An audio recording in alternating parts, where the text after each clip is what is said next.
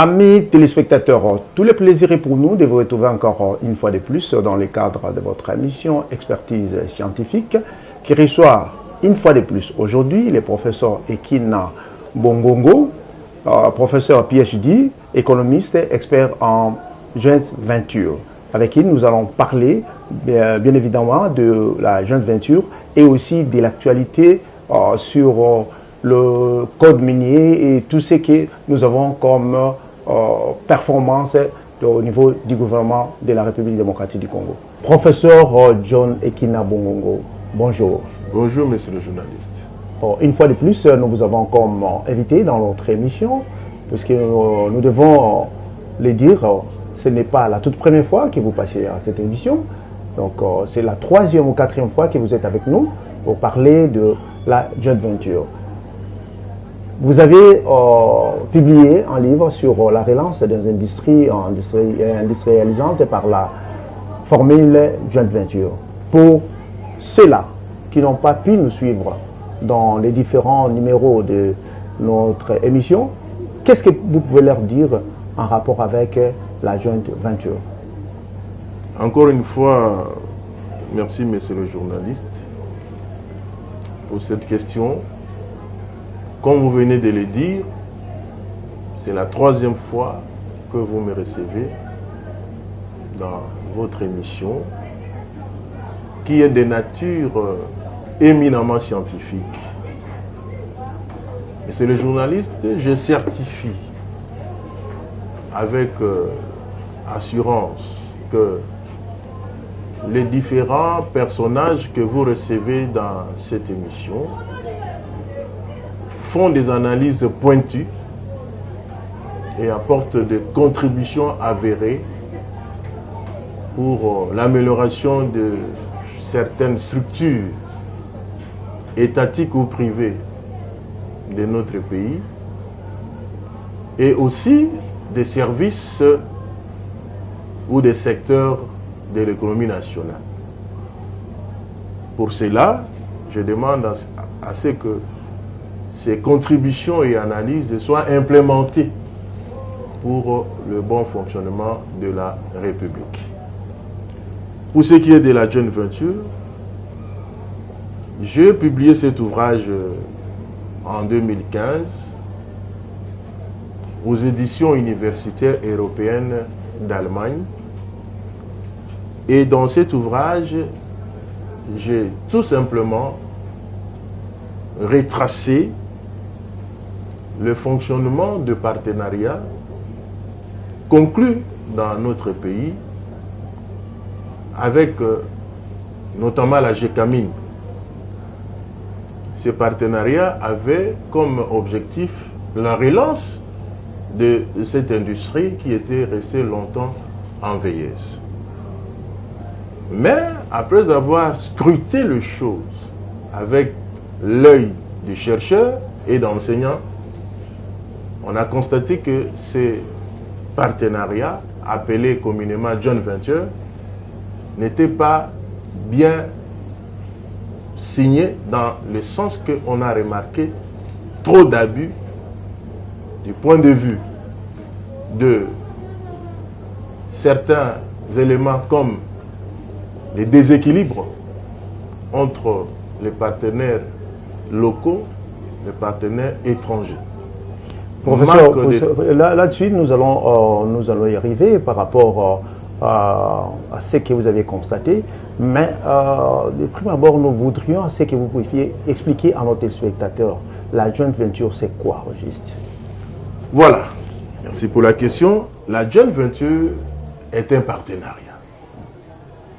Un partenariat qui doit être conclu entre 2 ou plusieurs partenaires, c'est-à-dire 3-4. Et dans ces partenariats, les associés, les partenaires mettent leurs moyens ensemble pour partager le risque. C'est un partenariat différent des autres.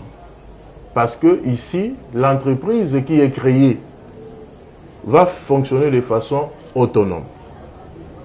Les entreprises qui l'ont créée ont aussi leurs entreprises qui continue à fonctionner. Et en créant cette joint venture-là, ils vont maintenant travailler en synergie. C'est-à-dire cette entreprise peut avoir des relations commerciales, des relations administratives avec les entreprises qui l'ont créée. Donc bref, la joint venture n'est qu'une association de partenaires qui s'engagent pour partager le risque. Les uns apportent, n'est-ce pas, le savoir-faire, les autres apportent le patrimoine industriel. On apporte aussi, comme le cas de la GECAMINE, des carrés miniers, ainsi de suite, et on met l'argent ensemble. On fonctionne avec des méthodes comme quoi il faut réaliser le profit, et que lorsque le profit est réalisé, vite fait, on n'est pas là pour le partager, mais c'est pour faire avancer l'entreprise. Donc, la joint venture a une vision à long termiste et non à court termiste.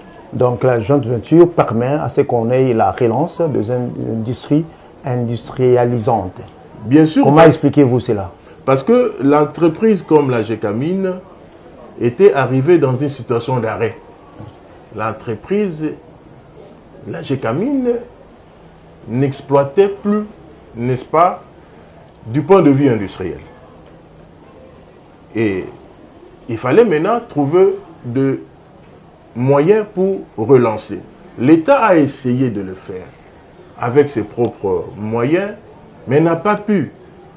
Il y a eu plusieurs programmes, les programmes quinquennaux, le programme triennaux pour relancer la GECAMINE, mais cela n'a pas marché faute de moyens de financement. C'est un truc que, cette fois-ci, on a pensé faire recours à la joint venture. Joint venture parce qu'il faut trouver un moyen pour attirer les capitaux étrangers afin de travailler ensemble pour procéder à cette relance. Ce qui fait que depuis que nous sommes dans ces partenariats, vous voyez que la GECAMINE a commencé quand même à produire ce que ne se faisait plus il y a belle lurette. Donc la GECAMINE fonctionne aujourd'hui avec le partenariat que nous appelons joint venture. Mais que reprochez-vous concrètement à ces partenariats? Puisque vous dites que la joint venture, la GECAMINE plutôt, fonctionne aujourd'hui avec ces partenariats. Mais à travers votre sujet, ou quand vous parlez de la relance des industries industrialisantes, c'est comme si vous aviez trouvé quelques éléments qui n'ont pas été respectés par rapport à ces contrats. Oui, si le contrat, au fait, était mal négocié. Vous avez annoncé l'émission en épinglant le code minier. Le code minier de 2002, et on a un nouveau code minier depuis 2018.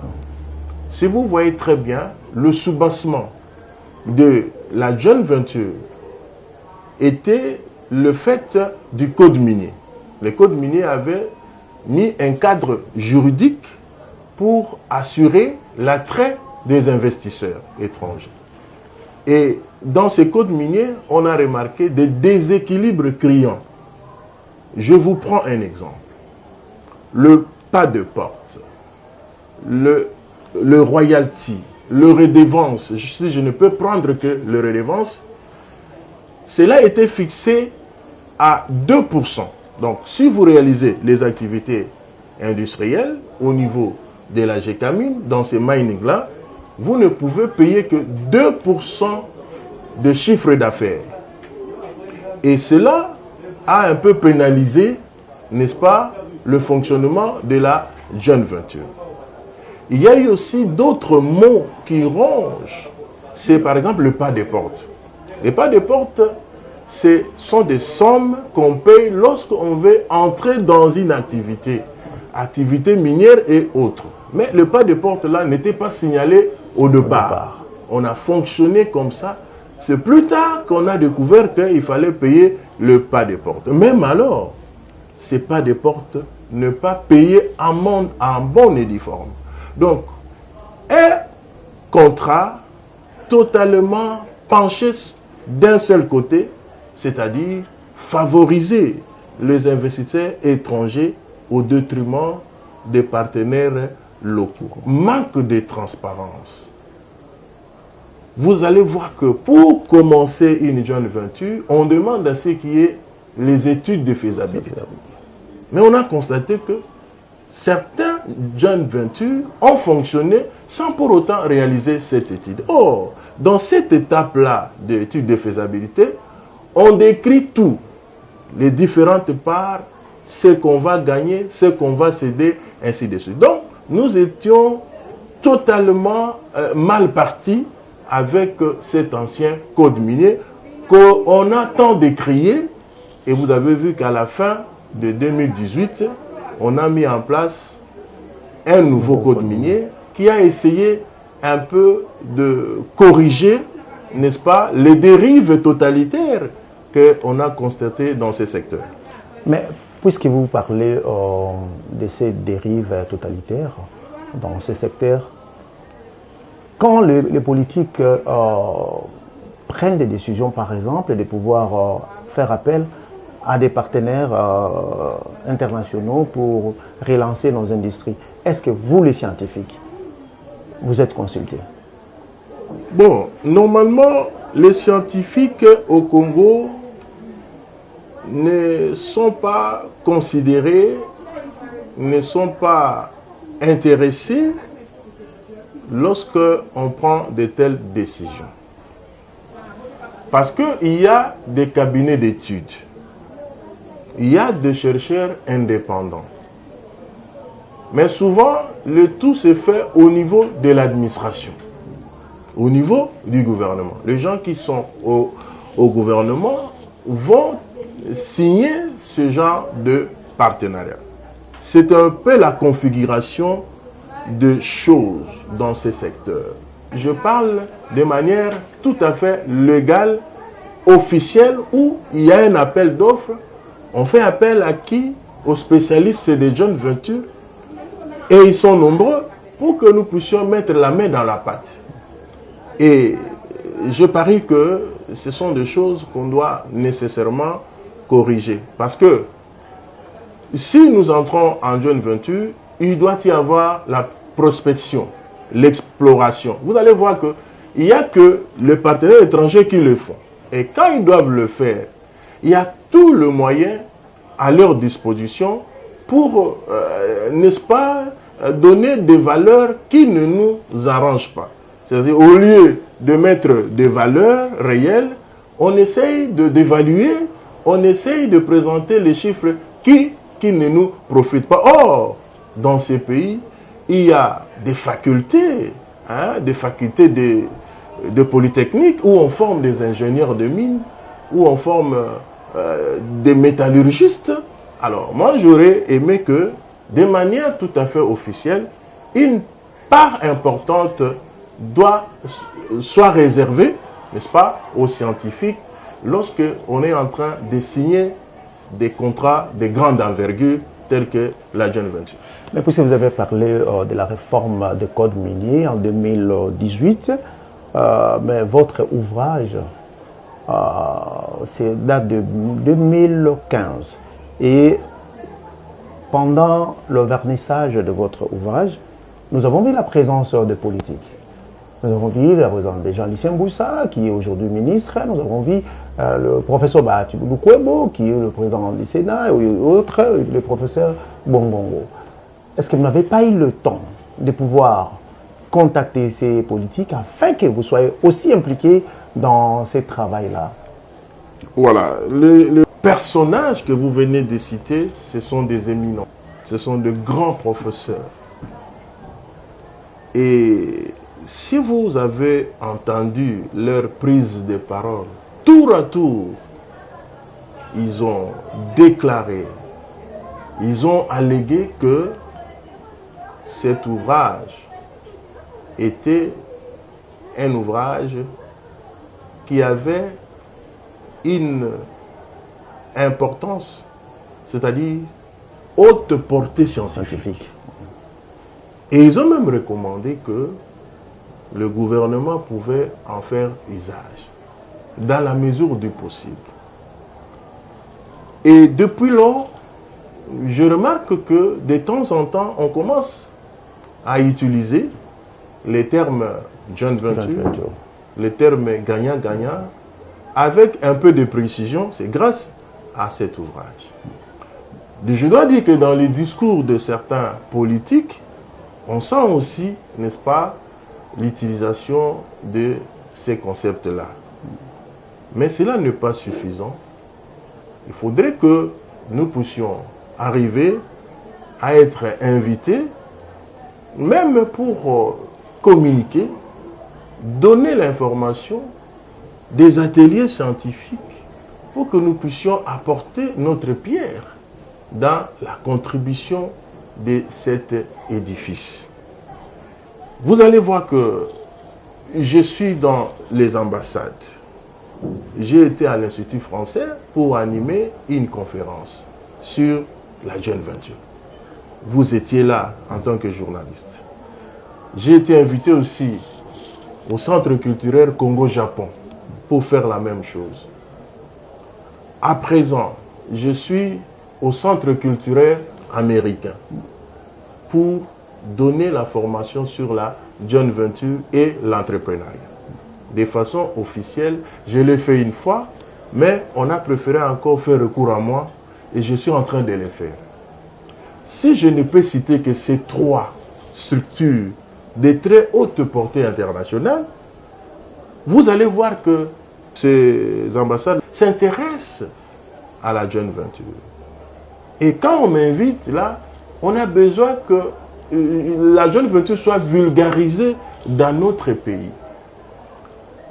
Mais en écrivant dans certaines structures dont j'étais le nom, pour que je puisse communiquer, pour que je puisse former, pour que je puisse apporter un peu d'éclaircissement afin d'éviter que la situation continue à s'empirer, on ne me répond pas, soit on me fait attendre.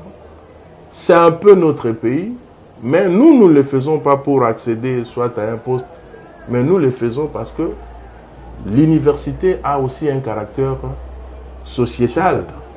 Tout ce qui se passe dans la société, nous, en menant nos recherches, nous sommes tenus, nous sommes obligés de faire savoir, n'est-ce pas, ces recherches-là à travers les médias. Lorsque vous nous invitez comme ça, je crois que les autorités sont suffisamment informées. Maintenant, il leur appartient, n'est-ce pas, de s'approprier l'étude, comme je l'ai toujours dit, pour essayer de recadrer certaines choses. Oui, la République démocratique du Congo a tout intérêt de s'approprier le résultat de vos études, de vos recherches, d'autant plus que sur le plan international, vous êtes vraiment reconnu. Nous avons été avec vous quand vous aviez présenté aussi les diplômes d'honneur que vous avez reçus de la part de l'Allemagne. Donc aussi, ici, nous devons vraiment lancer un appel aux autorités tant politiques que scientifiques de notre pays de reconnaître le travail abattu par le professeur John Ekina Bongongo. Le livre en question, comme j'ai dit, que ça a été publié en Allemagne. Et 3 ans après, les Allemands m'ont envoyé un diplôme honorifique pour l'excellence de cette œuvre. Donc cette édition a trouvé que parmi les ouvrages qui étaient publiés en ces temps-là, mon ouvrage était le meilleur. Et après, ils sont venus ici à Kinshasa pour me rendre visite, pour échanger avec moi. Et bien après, quand ils sont rentrés, ils ont traduit mon ouvrage en 7 langues internationales. Vous voyez, cet ouvrage a un aura international indescriptible. Je l'ai présenté partout, même à l'ambassade des États-Unis, avec l'ambassadeur Mike Hammer. Il a apprécié l'ouvrage. Et comme je viens de vous dire, je continue dans ce sens. Mais après j'ai encore publié 2 autres ouvrages dans la même édition. Et ce sont des ouvrages qui se comportent bien. Et nous sommes là en train de continuer la réflexion dans ce sens. Parce qu'aujourd'hui, professeur, ce n'est pas pour vous flatter. L'IGF venait de rendre public son rapport d'enquête sur la gestion de la GECAMIN. vous êtes satisfait du fait que l'IGF vous donne quand même raison par rapport à ce que vous avez toujours dit?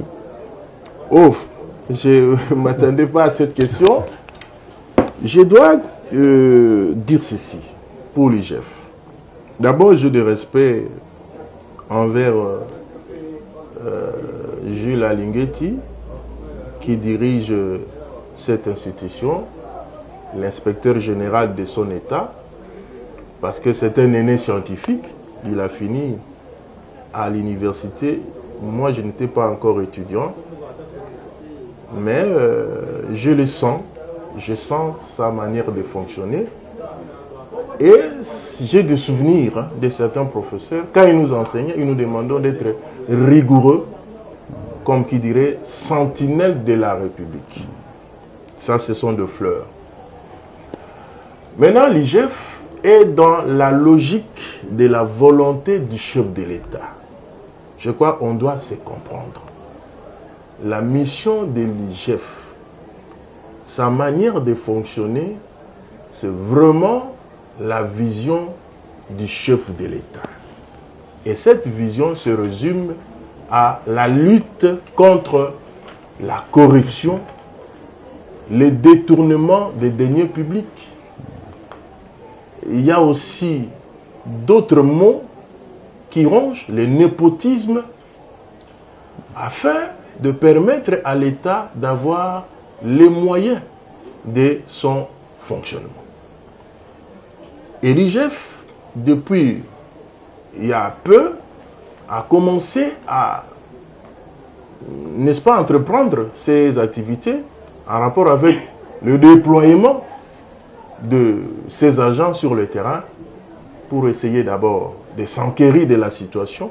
Après avoir fait un état de lieu, je vois maintenant qu'on est passé à la vitesse supérieure et le fonctionnement de l'IGF a atteint son paroxysme lorsque l'IGF a décidé de un peu quitter le contrôle a posteriori, le contrôle a priori, mais il est dans le contrôle concomitant. C'est un peu ça. On ne va pas dire la nouveauté, mais l'IGF a mis l'accent là-dessus. Et cela porte de fruits. Le contrôle concomitant, c'est-à-dire, pendant qu'on est en train de poser l'acte, vous avez l'IGF sur vous. C'est comme l'épée de Damoclès. Cette méthodologie adoptée par l'IGF, c'est une méthodologie qui a donné des résultats escomptés.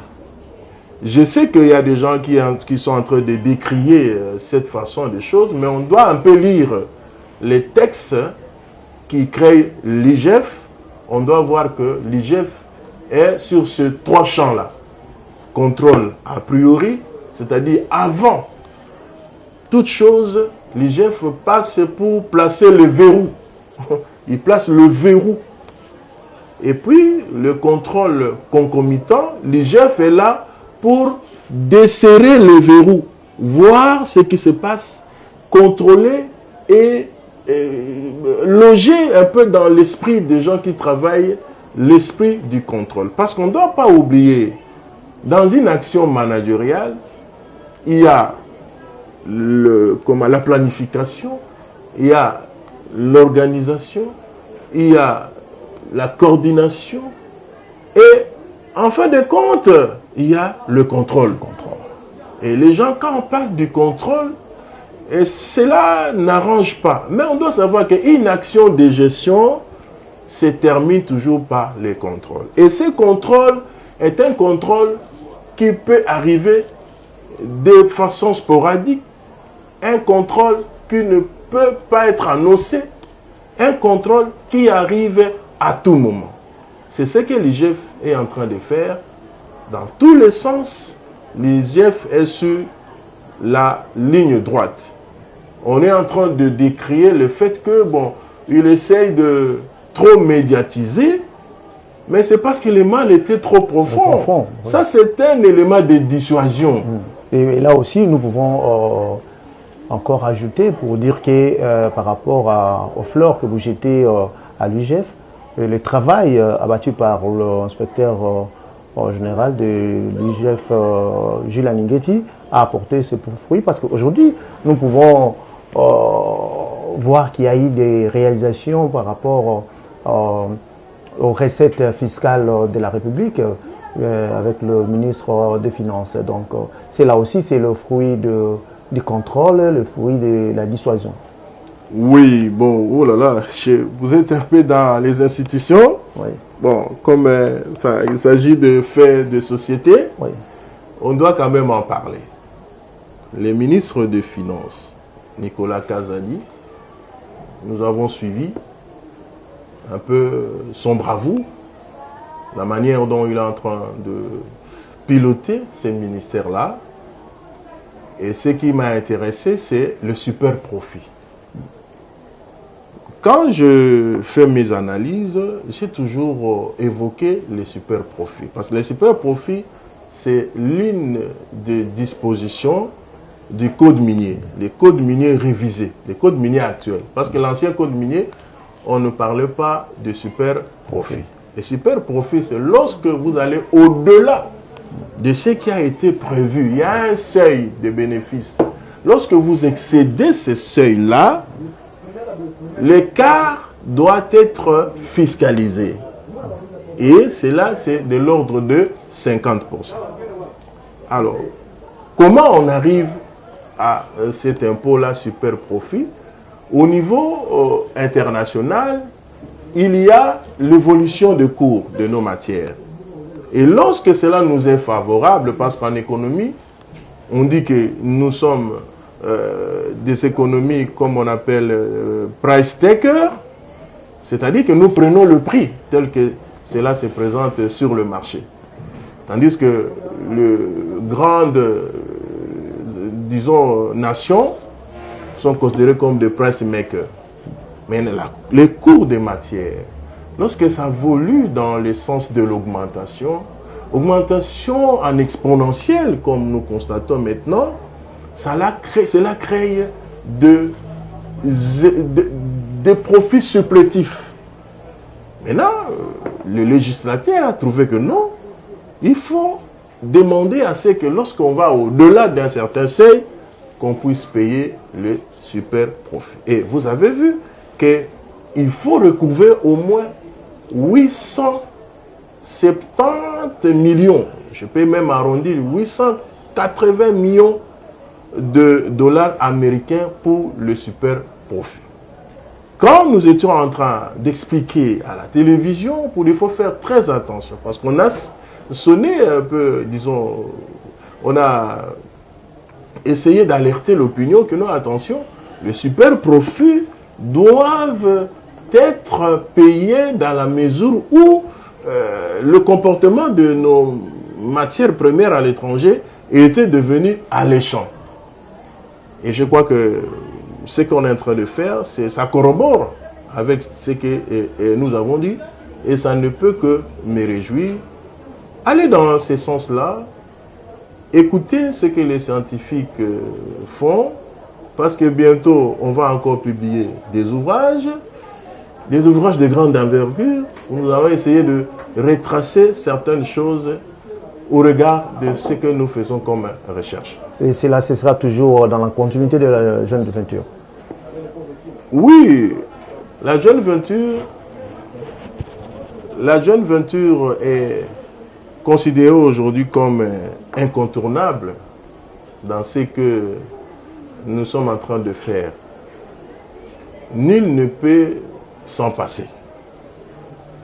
Même sur le plan environnemental, il y a toujours moyen d'insérer la joint venture.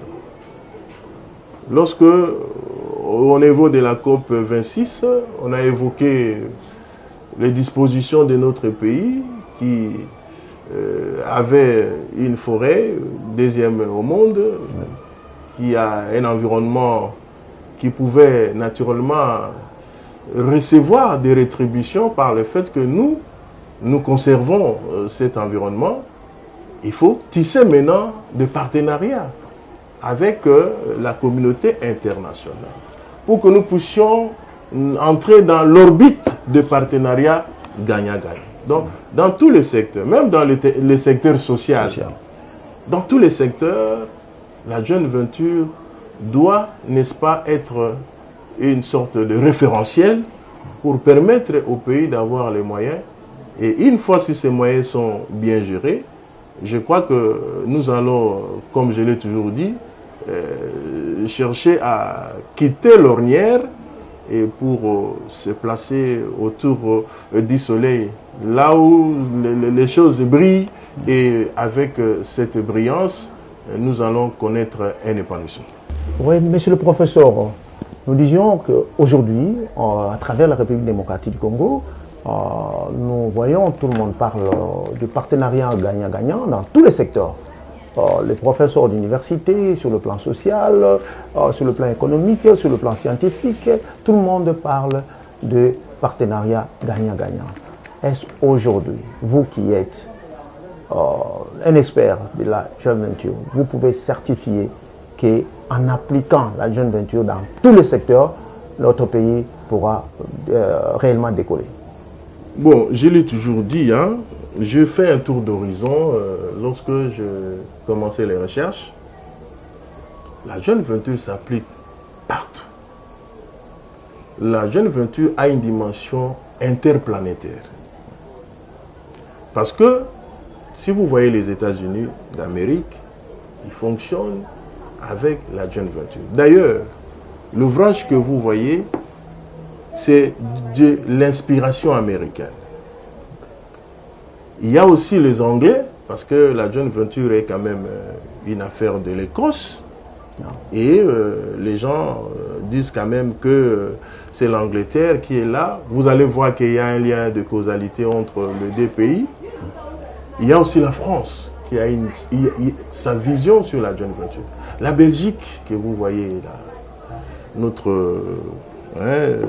les gens qui nous ont colonisés, s'ils se sont relancés après la guerre, Deuxième Guerre mondiale, c'est grâce à la jeune venture. La jeune venture est dans le monde asiatique. La Chine, son épopée là, le Japon, tout ça. On travaille en synergie. On travaille maintenant ensemble. Vous voyez, dans les grandes sociétés, on travaille plus seul. C'est ainsi que nous poussons les gens à intérioriser cela. Travailler le fait que nous ne disposons pas des marchés financiers, nous n'avons pas de structures qui financent. Les structures telles que les investissements à long terme, c'est difficile de s'en sortir sans qu'il y ait le recours à la jeune venture. C'est ainsi que nous conseillons aux gens. Pour le faire, il faut aller méthodiquement, avec tact, je dirais même délicatesse. Comme j'ai toujours dit, c'est toute une théorie économique. Il y a des procédés, il y a des techniques, il y a des méthodes. Alors, il faut essayer de s'en approprier, n'est-ce pas, afin de, lorsqu'on le fait, il y a beaucoup de chances de réussite. Si ça a échoué dans notre pays, ben détrompez-vous, ailleurs ça a réussi. Là où on l'a appliqué, en bon escient, en bon et due forme, ça porte de fruits. J'ai toujours dit, les pays qui nous environnent ont des budgets éléphantesques, c'est grâce à la jeune venture. Alors, parce que on l'a fait selon les règles de l'art. Mais chez nous, ça patauge, parce que tantôt vous le faites précipitamment, tantôt, je vous prends encore un exemple. Lorsqu'on dit qu'on doit mettre en place disons, on appelle ça quoi, les études de faisabilité. Vous allez voir que la plupart de nos concitoyens ne prennent pas cette étude ou ces études au sérieux. Alors c'est là où tout se joue. Ou soit on fait cette étude de faisabilité enfin ces études-là prennent 3 ans, voire même 4 ans. Mais le jour où on vient avec ces études pour vous le présenter, on vous demande de les apprécier dans 45 jours. Ça, c'est déjà un piège. Alors, si il est vrai qu'il faut toujours n'est-ce pas, le faire à ces laps de temps, alors armez-vous suffisamment des experts. Ça ne dérange pas de contacter pour que vous puissiez scruter, n'est-ce pas, décrypter, hein, n'est-ce pas, tout ce qui est écrit dans ces contrats-là. Parce que de nature, la joint venture, il y a toujours un petit rapport de force, mais un rapport de force, c'est au niveau de l'intelligence. Ou celui qui est ignorant, mais il est floué. Alors, on va être disposé pour contrecarrer ce genre de choses. C'est ainsi que nous demandons aux gens de lire, nous demandons aux gens de contacter, nous demandons aux gens de le faire. Parce que si aujourd'hui, on est en train de passer l'information au niveau des ambassades, alors qu'au pays, les gens ne s'y intéressent pas, qu'est-ce qui se passe? Moi, personnellement, je ne perds pas. Mais ils ont suffisamment l'information. C'est-à-dire que la version joint venture au Congo est déjà véhiculée. Mais les acteurs, les concitoyens, n'est-ce pas, les chefs d'entreprise, même les entreprises où la joint venture est appliquée, ne sont pas aguerris, n'ont pas toute l'information possible. La profondeur de la joint venture pose problème. C'est ainsi que, comme ce système-là est un système par le temps qui court incontournable, alors nous devons faire un effort de maîtriser les ABC, les BABA de la joint venture. Ça va nous éviter de connaître des pertes, ça va nous éviter d'être considérés à la traîne, éviter que nous puissions chaque fois pleurnicher, étant donné que les fils du pays, certaines personnes sont aguerris dans ces domaines. Ils ont fait de preuves, notamment en ce qui me concerne, aux universités étrangères. J'ai présenté l'ouvrage aux universités marocaines, des grandes universités. Université Ben Abdallah de Fès, Université Sup Management. L'ouvrage a été présenté avec succès. Et tout cela pousse à ce que nous puissions, n'est-ce pas, accepter un peu de voir qu'est-ce qui se passe dans cet ouvrage. On ne doit pas tout prendre, mais on doit voir, non, ici, ce qui nous intéresse, c'est ça, et on va essayer d'arriver au bon port avec l'application judicieuse et rationnelle de la joint venture. Là, professeur, vous venez de dire quelque chose de très important. Vous dites qu'on ne doit pas tout prendre, on doit prendre ce qui nous intéresse réellement. Est-ce, n'est-ce pas, le problème de la République démocratique du Congo, puisque vous aviez dit tout à l'heure là que la joint venture a été appliquée dans des pays voisins et aussi en Occident, et ça a réussi, et ici, chez nous, ça n'a pas réussi. Est-ce que ce n'est pas le problème des contextes de notre pays qui ne cadre pas par rapport aux méthodes utilisées de la joint venture ici, ou bien c'est peut-être les négociations qui ont toujours mal tourné? Bon, là vous avez un peu fait l'ingéniosité, votre cheval de bataille, parce que en posant cette question, ça me renvoie aux conditions. Avant d'entrer dans la joint venture, il y a des conditions. Des conditions économiques, des conditions juridiques, conditions environnementales, conditions économiques. Alors, il faut maintenant essayer, même sécuritaire, de bien calibrer les choses. Si nous sommes dans un contexte de, voilà comment nous allons nous comporter. Si l'objectif était de relancer les activités de ces entreprises restées longtemps en veilleuse, voilà comment nous allons nous comporter. C'est-à-dire le fruit de la joint venture va être réinvesti pour essayer de donner un nouveau souffle aux entreprises considérées comme canards boiteux. Et maintenant, si vous êtes dans ces contextes-là et que le fruit de la joint venture, vous n'arrivez pas à le placer là où il fallait le faire, alors vous allez voir que ça ne va pas réussir.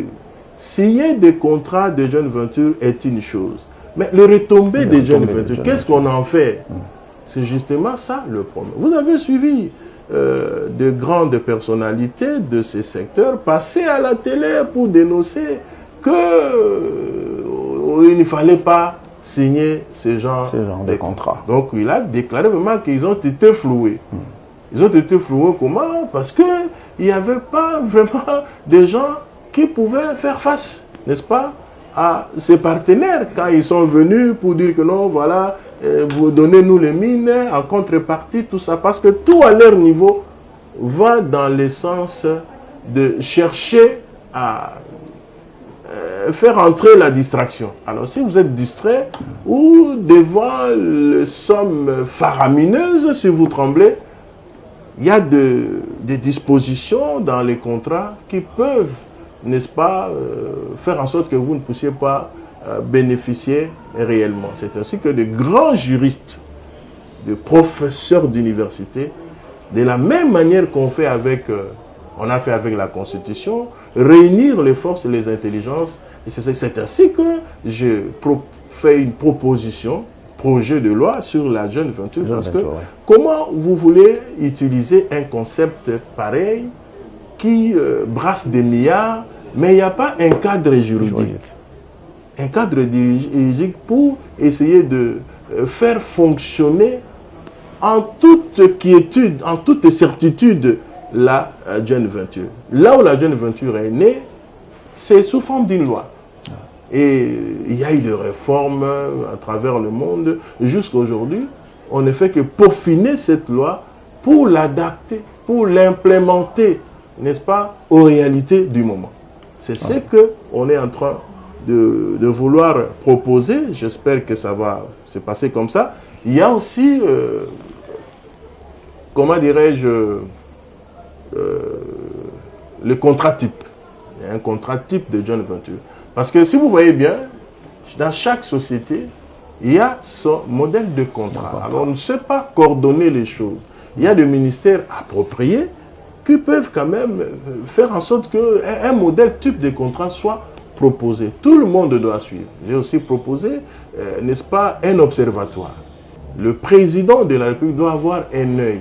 Alors, sous forme d'un observatoire, rattaché à la présidence, pour essayer de contrôler, pour essayer de voir ce qui se passe dans ces secteurs. Si on ne le fait pas, ça va être un peu difficile. Vous allez voir qu'aujourd'hui, il y a eu absence de pas de porte. On parle aussi de super profit. C'est-à-dire, on découvre les choses après que ces choses aient été réalisées. Pourquoi ne pas anticiper? On découvre seulement que non, on a perdu des millions pour le non-paiement des pas de porte. On doit aussi avoir des actions anticipatives. Et comment anticiper? Lorsque nous parlons, lorsque nous essayons un peu de tirer la sonnette d'alarme, moi j'aimerais que nous soyons maintenant des équipes qui passent à l'offensive. C'est-à-dire essayer de voir les choses avant leur réalisation et les contrecarrer pour ne pas courir derrière. Maintenant, pour recouvrer les 870 millions, bon, il y a maintenant deux pour parler. Les élections, il paraît que ça demande 600 millions. Et maintenant, rien qu'avec le super profit, on peut organiser ces élections. Je crois que nous sommes là pour seulement faire éveiller les consciences, n'est-ce pas, des décideurs, de faire en sorte que la jeune venture soit vraiment ancrée dans les esprits des citoyens, n'est-ce pas, afin qu'on essaie un peu de voir clair dans ces partenariats. Donc les institutions de la République doivent regarder du côté des universités parce que nous avions dit l'université est au service de la société. Le professeur d'université, les chercheurs à l'université sont en train de faire un grand travail et qui donne des fruits tels que nous avons les ouvrages du professeur John Ekinabongongo. Ces ouvrages ont été acceptés sur le plan national et international. Nous sommes témoins parce que nous avons vécu au niveau de l'ambassade de la France et puis le professeur est allé dans différents universités en Afrique, et l'Allemagne, qui est l'un des pays industrialisés de l'Europe, a accepté l'ouvrage du professeur John Ekina Bongongo. Donc, notre Parlement a un devoir de pouvoir rédiger une loi qui protégera les intérêts de la République démocratique du Congo dans les contrats tant miniers qu'autres. Professeur John, nous avons parlé de la joint venture, nous avons parlé de l'actualité, tout ça. Pour conclure notre émission, qu'est-ce qu'on n'a pas dit que vous pourriez dire aujourd'hui pour terminer notre émission? Bon, on a presque tout dit. Ce qu'il faut un peu placer comme dernier mot, c'est de voir que le prof continue les recherches. Je parlais du secteur de l'environnement, où je suis en train de vouloir proposer quelque chose en rapport avec la joint venture. Je vois Madame la vice-ministre, Eve Bazaïba, qui se bat au niveau de ces ministères-là, sur le plan international, même national. Et je me suis dit, pourquoi ne pas essayer de proposer une histoire en rapport avec la joint venture, n'est-ce pas, environnementale. Là, je suis là-dedans. Vous allez me permettre un peu de dévoiler. Bientôt, un ouvrage va sortir sur la joint venture environnementale. Parce que les efforts que Madame est en train de fournir sous la houlette du président de la République, hein, on est là, on commence à avoir quelques rétributions sur le plan international. Alors nous, les chercheurs, nous plaçons les choses dans le sens qu'il ne faut pas qu'on laisse ces autorités évoluer comme elles le font comme ça. Il faut soutenir avec des écrits, avec des arguments. La joint venture environnementale verra le jour. Nous allons proposer de quelle manière cela peut se faire dans le contexte de la RDC. Ça, je n'ai pris que l'aspect environnement, mais il y a aussi d'autres ministères, notamment les affaires sociales, chez l'excellent ministre Modeste Mutinga, qui est connu plus sous le nom de la République des Inconscients. Moi, je suis là pour proposer une joint venture sociale. Donc, je suis toujours avec vous. Je vous observe. Et je pense que aussi, chez son Excellence, Monsieur le ministre du Commerce extérieur, Jean-Lucien Boussa, qui se trouve être mon grand frère, j'ai des écrits sur ça. La joint venture, pour concrétiser, n'est-ce pas, la zone libre d'échange pour le continent africain. Ouais. Je suis là. Et ça sera pour bientôt. Le professeur va venir et va faire des propositions concrètes. C'est ça un peu ce que je voulais dire. Il y a aussi d'autres publications que je prépare, mais ça sera pour l'enseignement. Hein? Voilà, j'enseigne, ça fait plus de 22 ans que je suis à l'université, comme assistant, comme chef de travaux, maintenant professeur. Professeur full. Il me reste une année et demie pour le professeur ordinaire. Il faudrait qu'il y ait vraiment des ouvrages puissants, n'est-ce pas, au niveau de l'enseignement, qu'on doit utiliser ici et à l'international. Voilà ce que je voulais dire. C'est ce que je n'ai pas dit. C'est ça. Autre chose, j'encourage mes assistants qui sont toujours avec moi. Je suis aussi encadreur de thèses de doctorat dans beaucoup d'universités, que ce soit au pays, que ce soit à l'étranger. On m'a associé, surtout sur le volet joint venture. Je ne peux pas citer ces universités pour raison de publicité, mais attention, je suis un encadreur comme promoteur, comme copromoteur déjà dans ces universités-là. Je demande aux étudiants d'être un peu attentifs pour que nous puissions essayer de travailler en synergie, orienter les choses dans la réflexion de très haut niveau pour que la joint venture soit propagée.